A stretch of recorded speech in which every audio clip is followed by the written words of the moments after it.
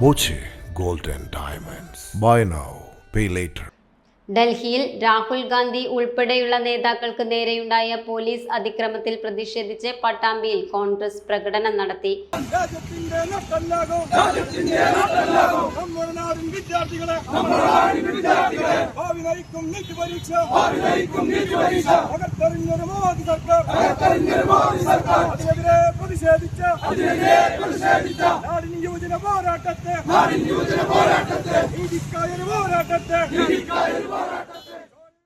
K R. Narayanaswamy ഉദ്ഘാടനം ചെയ്തു.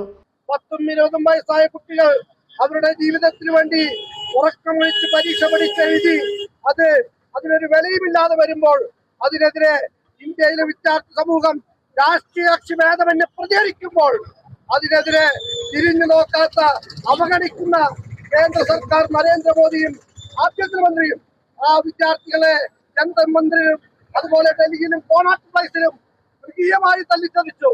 ഇന്നലെ അതിന് അനുഭാവം പ്രകടിപ്പിച്ച് സമരം ചെയ്ത പാർലമെന്റിൽ അത് അവതരിപ്പിക്കാൻ പോലും സമ്മതിക്കാതെ വന്നപ്പോ ശ്രീമാൻ രാഹുൽ ഗാന്ധി പ്രതിപക്ഷ നേതാവിന്റെ നേതൃത്വത്തിൽ, പ്രിയങ്കയുടെ നേതൃത്വത്തിൽ, കോൺഗ്രസ് എംപിമാരുടെ നേതൃത്വത്തിൽ, മല്ലികാർജ്ജുന ഖാർഗെയുടെ നേതൃത്വത്തിൽ ഡൽഹിയിൽ പ്രധാനമന്ത്രിയുടെ വസതിയിലേക്ക് കണ്ണു തുറക്കാൻ വേണ്ടി സമരം ചെയ്തപ്പോ ആ പ്രതിപക്ഷ നേതാവിനെ പോലും വോട്ടിൽ കന്നുകാലികളെ വലിച്ചഴക്കുന്നത് പോലെ 8-10 ആളുകൾ കൂടി കോൺഗ്രസ് എംപിമാരെ മൃഗീയമായി തല്ലിച്ചതക്കുന്നതും അതിർത്തിക്കപ്പുറമുള്ള പോലീസ് ക്യാമ്പുകളിൽ കൊണ്ടുപോയി വിടുന്നതുമൊക്കെ നമ്മൾ ഇന്നലെ ചാനലിലൂടെ കണ്ടതാണ്.